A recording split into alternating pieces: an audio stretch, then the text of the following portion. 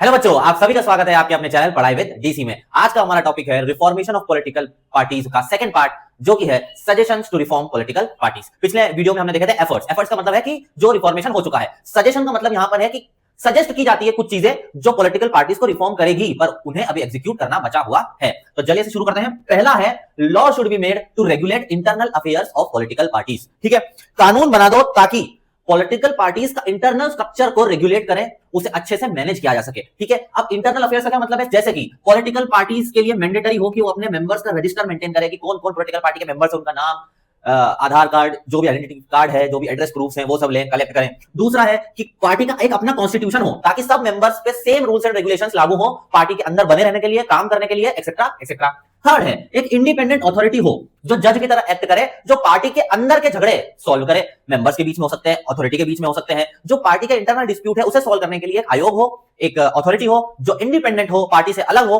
पर उनके मेंबर्स के झगड़ों को सॉल्व करे। ठीक है, तो पहला सजेशन दिया जाता है कि लॉ बना दो पार्टी के इंटरनल अफेयर्स को रेगुलेट करने के लिए।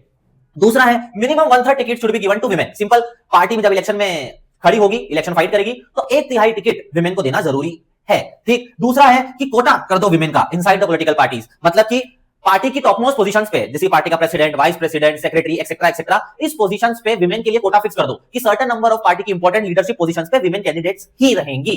ठीक है, तीसरा है स्टेट फंडिंग ऑफ इलेक्शंस। इसका क्या मतलब है कि गवर्नमेंट फंड करे इलेक्शंस को। गवर्नमेंट कैसे फंड करेगी? फॉर एग्जांपल, पार्टी में इलेक्शन के टाइम पे, इलेक्शन कैंपेनिंग के टाइम पे कितना पेट्रोल लगता है, क्या टेलीफोन के चार्जेस होते हैं, क्या पेपर ट्रेल होती है, इन सब के लिए गवर्नमेंट इन्हें पैसा दे। ठीक है, या तो ऐसा कर सकते हैं कि पिछले इलेक्शन में किस पार्टी को कितने वोट आए थे, उस हिसाब से गवर्नमेंट इन्हें पैसा दे दे कि आप इतना पैसा खर्च करोगे इलेक्शन के टाइम पे, ताकि जो अनफेयर एडवांटेज मिलता है जिस पॉलिटिकल पार्टीज के पास ज्यादा फंडिंग है वो खत्म हो सके। ठीक है, तो ये 3 सजेशन है to reform the political parties. इसके अलावा कुछ और 2 सजेशन भी दिए जाते हैं। पहला ये है कि पब्लिक पार्टिसिपेशन बढ़ाओ। क्या है अदर सजेशंस? पहला ये है increase public participation. Democracy is based on public participation. ठीक है, लोगों के बोलने से, चिल्लाने से कुछ नहीं होगा, आपको पब्लिक का पार्टिसिपेशन बढ़ाना पड़ेगा। जब तक पब्लिक का पार्टिसिपेशन डेमोक्रेसी में नहीं बढ़ेगा, जब तक प्रॉब्लम सॉल्व नहीं होगी। दूसरा है क्या कि पब्लिक प्रोटेस्ट करे, रैली निकाले, एनजीओस प्रोटेस्ट करे, रैली निकाले, गवर्नमेंट पे प्रेशर बनाए, मूवमेंट शुरू करे, ताकि गवर्नमेंट को उनकी गलतियों का एहसास हो, ताकि गवर्नमेंट को रियलाइज हो कि जब तक पब्लिक की डिमांड हम पूरी नहीं करेंगे, हमारे नेक्स्ट इलेक्शन में जीतने के चांसेस नहीं है। So this are the 2 other reforms that should be made or that should be practiced so that political parties could change their behavior. ठीक है, पहला है public participation should be increased, educated people should go in and join politics, और दूसरा है protests, movements, pressure groups etc.